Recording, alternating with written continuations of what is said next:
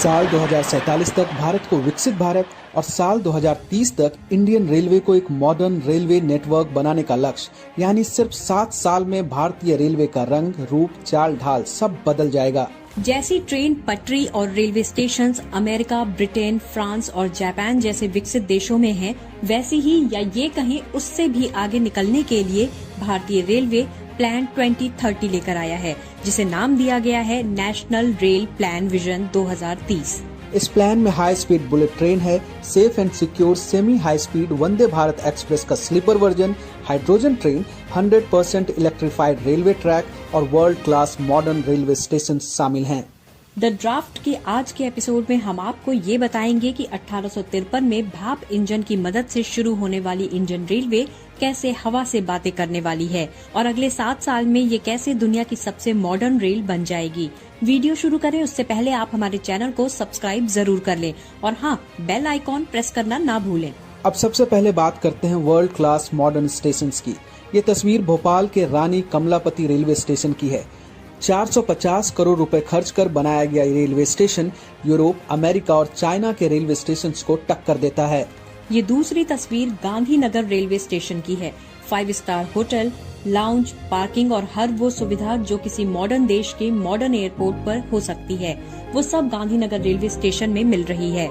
Airport की तरह hi tech इस रेलवे स्टेशन को तैयार करने में 750 करोड़ रुपए खर्च हुए हैं। ये 2 तस्वीर सिर्फ ट्रेलर है, क्योंकि अगले कुछ साल में देश के 1309 रेलवे स्टेशन ऐसे ही हाईटेक बनने वाले हैं, जिसके लिए 508 रेलवे स्टेशन की आधारशिला रखी जा चुकी है। और मैं यकीन के साथ कह सकता हूँ कि आप में से ज्यादातर लोग ऐसे होंगे जिनके जिले का रेलवे स्टेशन भी हाईटेक रेलवे स्टेशन में बदलने वाला है। 6 अगस्त 2023 को प्रधानमंत्री नरेंद्र मोदी ने रेलवे के इतिहास में सबसे बड़े रीडेवलपमेंट प्रोजेक्ट की शुरुआत की। प्रधानमंत्री ने 24,470 करोड़ रुपए की लागत से 27 राज्यों में 508 रेलवे स्टेशन के पुनर्विकास की आधारशिला रखी। इस प्रोजेक्ट को अमृत भारत स्टेशन योजना का नाम दिया गया है। फर्स्ट फेज में 508 और सेकेंड फेज में बाकी के रेलवे स्टेशन का डेवलपमेंट होगा। इस योजना से पहले ही नई दिल्ली रेलवे स्टेशन के रीडेवलपमेंट को हरी झंडी मिल चुकी है। 4500 करोड़ रुपए की लागत से बनने वाला नई दिल्ली रेलवे स्टेशन दुनिया के सामने एक मिसाल होगा। 1,50,00,000 वर्ग मीटर में बनने वाले इस रेलवे स्टेशन से एक दिन में 5 लाख यात्री आ जा सकेंगे। इसका मॉडल बनकर तैयार है और टेंडर भी हो चुका है, बस काम शुरू होना बाकी है। वर्ल्ड क्लास स्टेशन के बाद अब बात उस इंडियन इनोवेशन की जिसकी चर्चा आजकल सबसे ज्यादा है, वो है वंदे भारत एक्सप्रेस। भारत की पहली semi high speed train Vande Bharat chair car के सुपर सक्सेस के बाद इंडियन रेलवे ने वंदे भारत ट्रेन के स्लीपर वर्जन का मेगा प्लान तैयार किया है। रेल मंत्रालय ने अगले 4 सालों में 400 वंदे भारत ट्रेन चलाने की प्लानिंग की है। अगर ऐसा हो गया तो ये इंडियन रेलवे के रिफॉर्म का सबसे बड़ा टर्निंग पॉइंट होगा।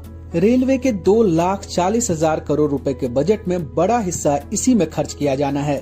इतना ही नहीं, 200 वंदे भारत ट्रेन के लिए टेंडर भी जारी हो चुके हैं, जिसमें से 120 वंदे भारत स्लीपर कैटेगरी की हैं। रूस की एक कंपनी को 35,000 करोड़ का ऑर्डर भी दिया जा चुका है।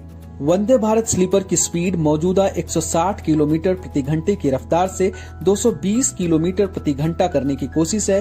कोशिश ये भी है कि मार्च 2024 तक देश को पहली वंदे भारत स्लीपर मिल जाए। वंदे भारत स्लीपर का मतलब ट्रेन में बर्थ की व्यवस्था, जिससे यात्री सोकर सफर कर सकें। अभी तक जितनी वंदे भारत ट्रेनें चल रही हैं, उनमें चेयर कार्स हैं, जहां आप सिर्फ बैठ कर सफर कर सकते हैं। लेकिन बर्थ की सुविधा मिलने से लंबे रूट पर इस ट्रेन की पॉपुलैरिटी काफी बढ़ेगी। इसके लिए रूट भी फाइनल किया जा चुका है। पहली वंदे भारत स्लीपर ट्रेन दिल्ली और मुंबई के बीच चलाई जा सकती है। ट्रैक का काम आखिरी चरण में है। अभी दिल्ली से मुंबई के बीच यात्री ट्रेन को कम से कम 16 घंटे लगते हैं, जिसे घटाकर 12 घंटे करने की कोशिश है। अब तक देश में सिर्फ चेन्नई की ICF कोच फैक्ट्री में ही वंदे भारत बनती थी, लेकिन टारगेट अचीव करने के लिए हरियाणा के सोनीपत, महाराष्ट्र के लातूर और यूपी के रायबरेली में वंदे भारत बनाने की तैयारी शुरू हो गई है। इंडियन रेलवे का लगातार विस्तार हो रहा है। वंदे भारत एक्सप्रेस ट्रेनों की संख्या बढ़ाई जा रही है। बुलेट ट्रेन का काम तेजी से चल रहा है, लेकिन इस साल के अंत तक ऐसी ट्रेन चलने वाली है जिसे देखकर आप बाकी ट्रेनों को भूल जाएंगे। हवा यानी हाइड्रोजन से चलने वाली ट्रेन दिसंबर 2023 से शुरू होने वाली है। सरकार ने बजट में 35 हाइड्रोजन ट्रेन चलाने का ऐलान किया था। 8 रूट्स को हाइड्रोजन ट्रेन के लिए फाइनल कर लिया गया है। सबसे पहले ये हाइड्रोजन ट्रेन हरियाणा के जींद और सोनीपत के बीच चलेगी। इसमें शुरुआत में सिर्फ 6 कोच होंगे। इसके बाद Darjeeling Himalayan railway, Nilgiri mountain railway, कालका शिमला रेलवे, माथेरान रेलवे, कांगड़ा घाटी, बिल्मोरा वाघई और मारवाड़ देवघर मादारिया रूट पर चलेगी। ये ट्रेन 140 किलोमीटर प्रति घंटे की रफ्तार से 1000 किलोमीटर दौड़ सकती है। रेलवे के कपूरथला और इंटीग्रल कोच फैक्ट्री में इन ट्रेनों को तैयार किया जा रहा है। इस ट्रेन की सबसे बड़ी खासियत ये है कि ये धुआं नहीं छोड़ती, यानी जीरो पॉल्यूशन। अगर लागत की बात करें तो ये डीजल ट्रेन के मुकाबले थोड़ी महंगी है। एक ट्रेन की लागत करीब 80 करोड़ रुपए आने का अनुमान है, जबकि एक रूट के ग्राउंड इंफ्रास्ट्रक्चर पर 70 करोड़ रुपए खर्च होंगे।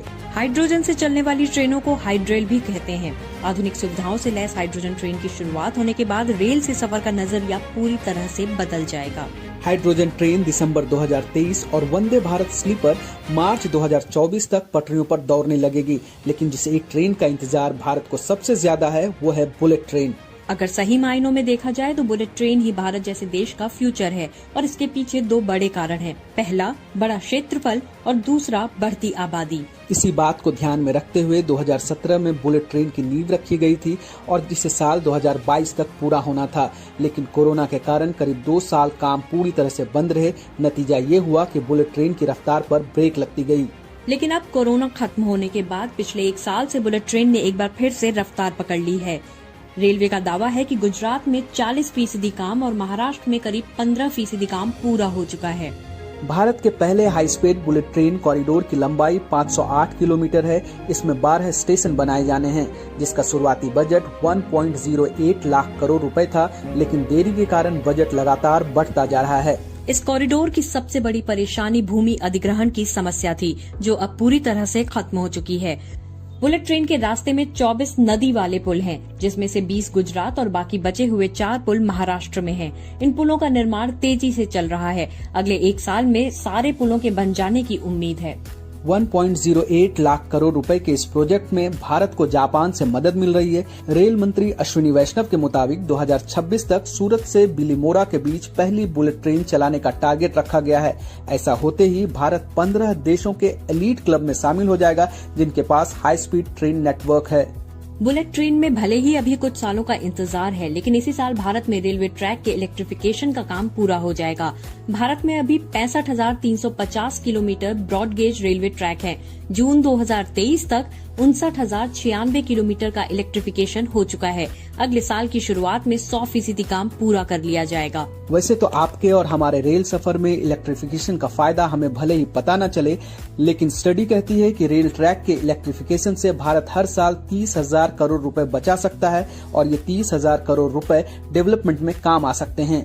इन फ्यूचर प्लान्स के अलावा इंडियन रेलवे अपनी कमाई को लगातार बढ़ाने की कोशिश कर रहा है। साल 2022 में इंडियन रेलवे ने यात्री किराए से 39,000 करोड़ रुपए और माल भाड़ा से 1,39,000 करोड़ रुपए कमाए। हर दिन 12 किलोमीटर नए ट्रैक बिछाए जा रहे हैं और अगले साल से 16 किलोमीटर का टारगेट रखा गया है। शायद इसीलिए पिछले 9 सालों में सरकार का फोकस रेलवे पर बढ़ गया है। यही